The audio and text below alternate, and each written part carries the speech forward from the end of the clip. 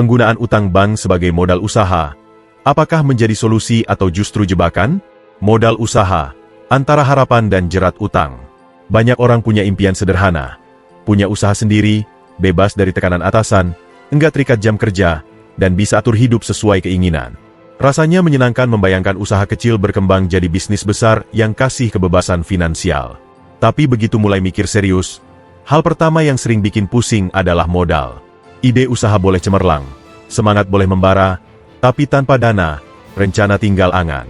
Buat sebagian orang, cara tercepat untuk mulai adalah pinjam uang ke bank. Prosesnya kelihatan gampang. Siapin proposal usaha, bawa data pribadi lengkap, dan kalau skor kredit aman, pinjaman bisa cair dalam waktu singkat. Enggak perlu nunggu tabungan numpuk bertahun-tahun atau ribet cari investor. Uang langsung bisa dipakai untuk beli peralatan, sewa tempat, atau mulai produksi.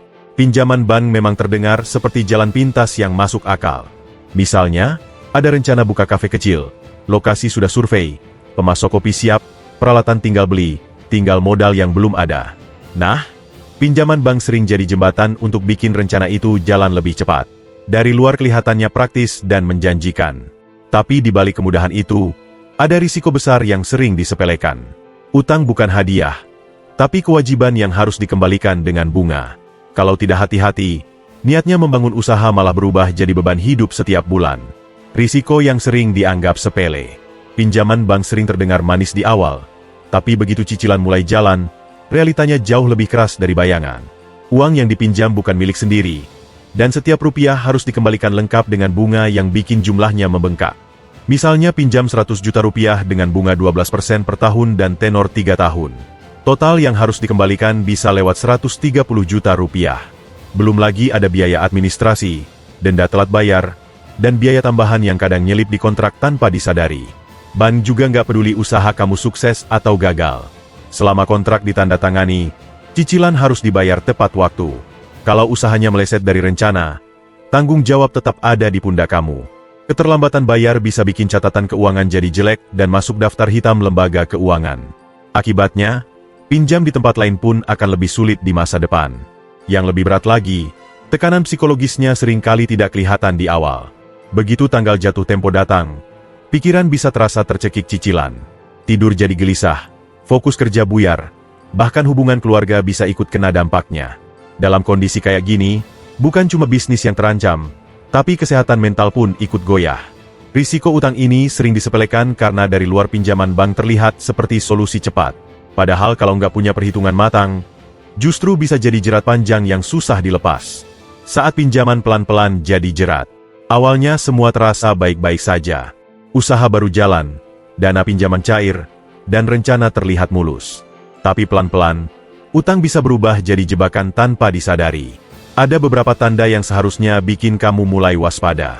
Tanda pertama, pinjaman justru dipakai bukan untuk kegiatan produktif, tapi untuk gaya hidup. Misalnya, dana yang seharusnya dipakai beli peralatan produksi malah dipakai beli kendaraan baru, gadget, atau dekorasi mewah yang nggak penting di tahap awal usaha. Akibatnya, bisnis belum menghasilkan apa-apa, tapi cicilan sudah mulai menagih. Tanda kedua, rencana balik modal tidak jelas. Kamu hanya mengandalkan perasaan, kayaknya bisa, tanpa hitungan matang. Enggak ada proyeksi arus kas, enggak ada simulasi risiko, dan enggak ada strategi darurat. Situasi kayak gini ibarat masuk arena perang tanpa baju pelindung. Tanda ketiga, cicilan dibayar pakai pinjaman baru.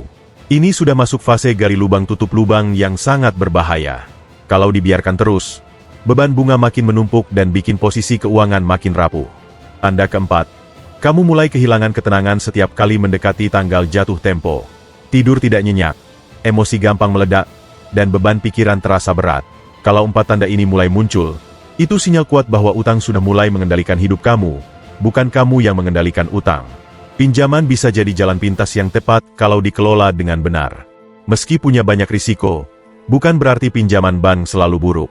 Dalam kondisi yang tepat dan dengan perhitungan matang, utang justru bisa jadi dorongan kuat untuk mengembangkan usaha. Kuncinya bukan di besar kecilnya pinjaman, tapi seberapa siap kamu mengelolanya. Salah satu situasi ideal adalah ketika kamu sudah punya rencana usaha yang jelas dan realistis. Bukan sekadar angan-angan di kepala, tapi ada riset pasar, perkiraan biaya operasional, estimasi keuntungan, dan strategi menghadapi kemungkinan terburuk.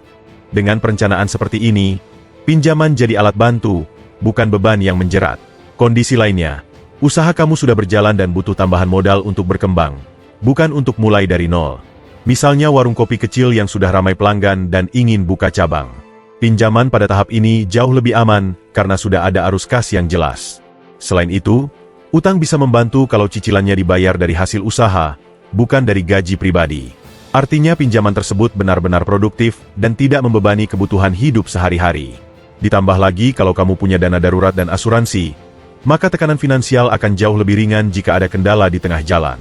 Intinya, pinjaman bisa jadi jalan pintas yang masuk akal kalau kamu yang mengendalikannya, bukan sebaliknya. Dengan rencana yang matang, risiko bisa diperkecil, peluang untuk tumbuh malah semakin besar. Strategi supaya utang tidak jadi beban. Kalau kamu tetap memilih pakai pinjaman sebagai modal usaha, maka langkah selanjutnya bukan sekadar berani pinjam, tapi harus tahu cara mengelolanya dengan bijak. Utang yang terencana bisa jadi bahan bakar bisnis, tapi utang yang sembarangan justru bikin usaha tenggelam sebelum berkembang.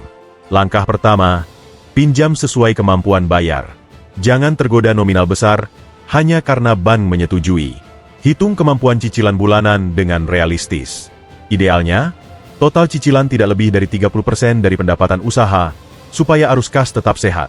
Langkah kedua, pelajari produk pinjaman dengan teliti. Jangan cuma fokus pada bunga, tapi perhatikan tenor, biaya administrasi, penalti keterlambatan, dan ketentuan tersembunyi yang sering luput dari perhatian. Kontrak pinjaman bukan formalitas, itu perjanjian yang mengikat. Langkah ketiga, pisahkan uang usaha dan uang pribadi. Banyak orang kejebak masalah keuangan karena semua uang dicampur jadi satu. Padahal dengan pemisahan ini, kamu bisa lebih mudah melacak arus kas, tahu kapan usaha benar-benar untung, dan kapan perlu penyesuaian. Langkah keempat, disiplin bayar tepat waktu. Terlambat bayar bukan hanya bikin denda menumpuk, tapi juga bikin reputasi kredit kamu rusak. Reputasi ini penting kalau suatu hari kamu butuh akses pinjaman tambahan. Langkah kelima, punya rencana cadangan. Nggak ada jaminan semua usaha langsung cuan. Kalau ternyata hasilnya di luar rencana, kamu sudah siap dengan strategi darurat, entah kerja sampingan, efisiensi biaya, atau menjual aset yang tidak produktif. Dengan begitu, kamu nggak panik ketika kondisi memburuk. Cara dapat modal tanpa harus terjerat cicilan. Utang bank bukan satu-satunya pintu masuk buat mulai usaha. Buat kamu yang masih ragu atau ingin membangun bisnis dengan tekanan yang lebih ringan, ada beberapa alternatif yang bisa dipertimbangkan. Cara pertama, pakai modal sendiri alias bootstrapping. Mulai dari kecil, pakai tabungan atau sumber dana pribadi. Memang perjalanannya lebih pelan, tapi langkah ini lebih aman karena nggak ada kewajiban cicilan setiap bulan. Kamu bisa fokus mengembangkan usaha tanpa dihantui bunga pinjaman. Cara kedua, patungan dengan teman atau keluarga. Sistem ini bisa jadi solusi cepat, tapi penting banget buat bikin perjanjian tertulis sejak awal. Tujuannya jelas, menghindari konflik di kemudian hari kalau ada perbedaan pendapat atau masalah keuangan. Hubungan personal tetap aman, bisnis juga jalan. Cara ketiga, mencari investor. Kalau ide usaha kamu kuat dan bisa dipresentasikan dengan meyakinkan, peluang untuk dapat suntikan dana dari investor terbuka lebar. Tantangannya, kamu harus siap berbagi keuntungan dan tanggung jawab dalam bisnis tersebut. Cara keempat, ikut program inkubator bisnis atau kompetisi wirausaha. Banyak program dari pemerintah maupun swasta yang kasih modal tanpa utang. Selain dana, kamu juga bisa dapat pendampingan bisnis yang bermanfaat untuk berkembang lebih cepat. Cara kelima, pakai sistem pre-order atau crowdfunding. Kamu jual duluan, produksi belakangan. Cara ini makin populer di era digital, karena membantu usaha kecil mulai tanpa tekanan modal besar. Dengan strategi ini, kamu bisa mengukur minat pasar sekaligus mengamankan modal dari pembeli langsung. Kendalikan utang. Jangan diperbudak. Pinjaman bank untuk modal usaha bukan musuh, tapi juga bukan jalan ajaib yang menjamin kesuksesan. Semuanya tergantung pada bagaimana kamu memandang dan mengelolanya. Kalau asal ambil pinjaman tanpa perhitungan, hasilnya bisa jadi jerat panjang yang bikin hidup tertekan. Tapi kalau kamu punya rencana yang matang, strategi keuangan yang rapi, dan mental tangguh, pinjaman justru bisa jadi bahan bakar untuk mempercepat pertumbuhan usaha. Kuncinya sederhana, kamu yang harus pegang kendali, bukan utang yang mengendalikan kamu. Pastikan setiap rupiah yang dipinjam benar-benar bekerja untuk menghasilkan, bukan untuk gaya hidup sesaat. Kalau kondisi keuangan atau mental belum siap menghadapi konsekuensi cicilan, lebih baik bangun bisnis dari langkah kecil dulu sambil memperkuat pondasi. Bisnis itu bukan lari jarak pendek, tapi maraton panjang. Butuh kesabaran, strategi, dan ketahanan mental. Jangan terjebak pada keinginan cepat sukses yang justru bikin kamu tergelincir di tengah jalan. Mulai dari kecil enggak masalah. Yang penting fondasinya kuat dan arah usahanya jelas. Pada akhirnya, keputusan untuk berutang atau tidak selalu ada di tangan kamu. Tapi pastikan keputusan itu lahir dari perhitungan matang, bukan sekadar dorongan emosi. Usaha yang tumbuh pelan tapi kokoh jauh lebih bernilai daripada usaha yang besar tiba-tiba lalu tumbang karena utang yang tak terkendali.